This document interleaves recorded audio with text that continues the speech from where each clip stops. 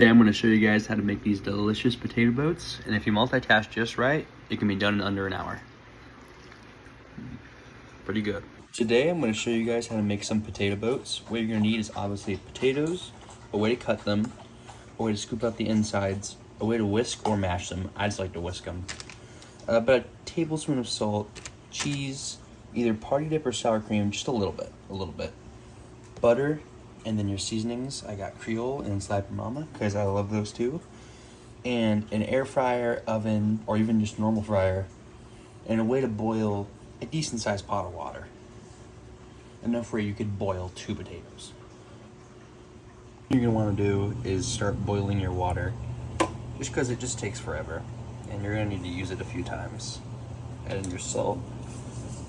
I like to season water, especially with potatoes, because it clings to the potatoes really well and get into the pores of the potatoes.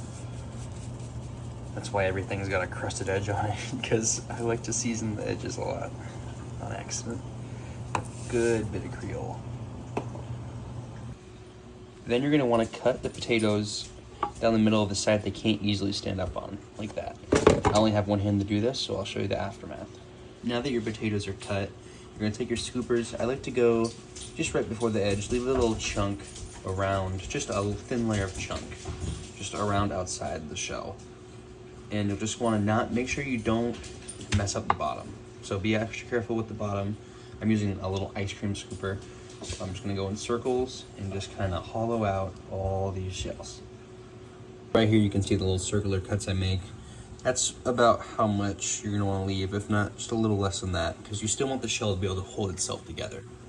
Make sure that you're discarding your insides in a separate container to be whisked or mashed in just a little bit. So these are what my shelled out potatoes look like. This one has a little bit of cheese in it because I accidentally compromised the bottom. That happens. What I'd recommend is just starting another potato. It won't hurt to have more of these, especially if you're making them for like a party or something. People are gonna love them. But I shelled out the bottom a little bit on accident, so hopefully that cheese will seal it. I doubt it, but we're gonna find out. Yeah, this is what your shells should look something like. This is all the leftovers. I'd cut these, if you were using something circular like me and you end up with decent sized chunks, I'd cut them in half or in fourths just so they boil even easier. But now we're going to spray these down with vegetable oil or any oil you'd like, and then season them just a little bit and throw them in either your air fryer, your oven, or fryer. I'm doing the air fryer, 400 degrees, 15 to 20 minutes. As I was putting the potatoes in the water, I realized I completely missed a crucial step. You're gonna wanna take your shells and parboil them by just throwing them in that boiling water for like 2.5, 3.5 minutes. And then fry them, and then prepare them and fry them. That'll give it a really good texture. It'll allow the salt and the seasonings to break into it, and it will just make a lot easier of a cook. Okay, now they're in the air fryer. They're gonna go in here 400 degrees, 20 minutes. Probably somewhere in between 20 minutes and 15 minutes. I'm gonna take all these bigger chunks of the potato and cut them in either a half or fourth, just depending on their size. As I was editing the video, I realized I completely forgot to add in the part to tell you to boil the little pieces of potato that you cut up. I could have sworn I recorded it, so I must have just deleted it? I don't know.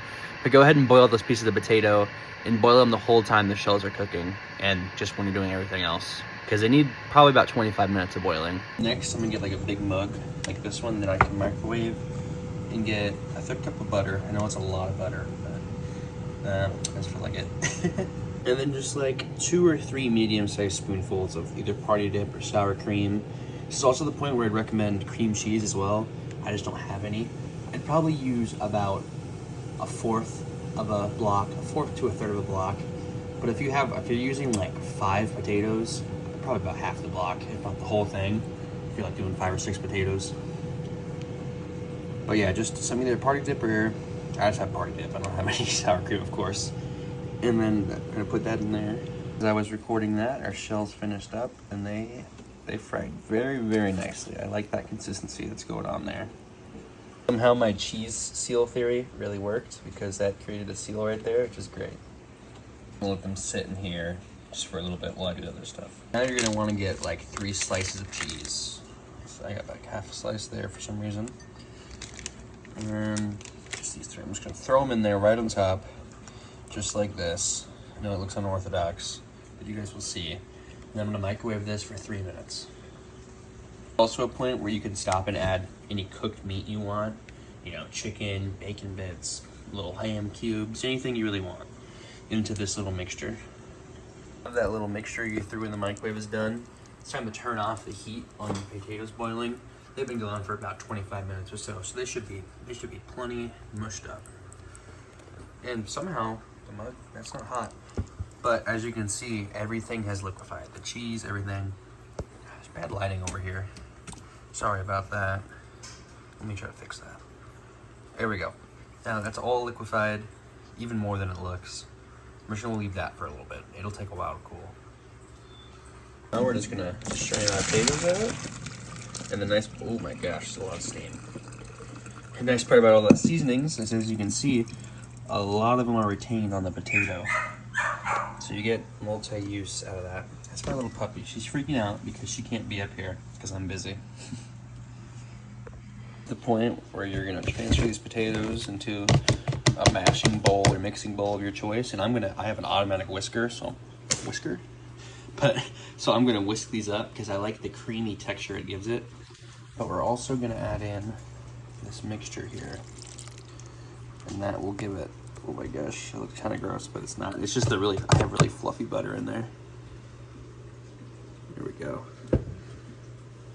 I said automatic whisker, I meant to say electric whisker. We're gonna whisk these up pretty finely.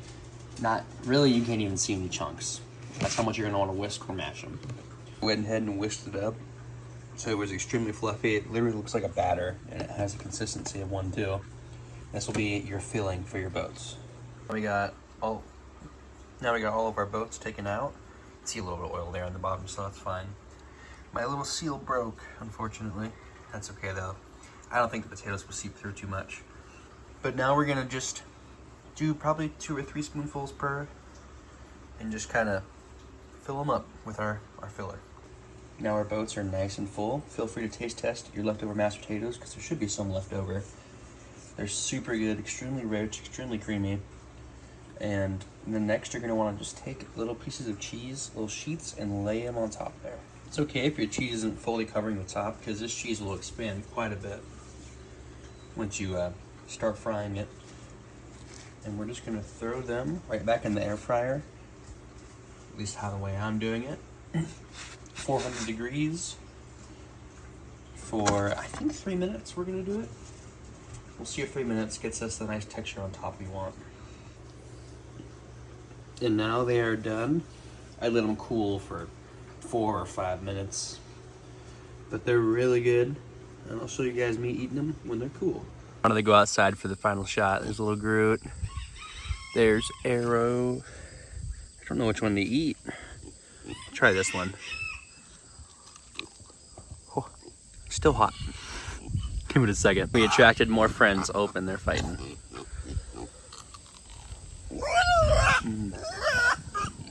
That's pretty good.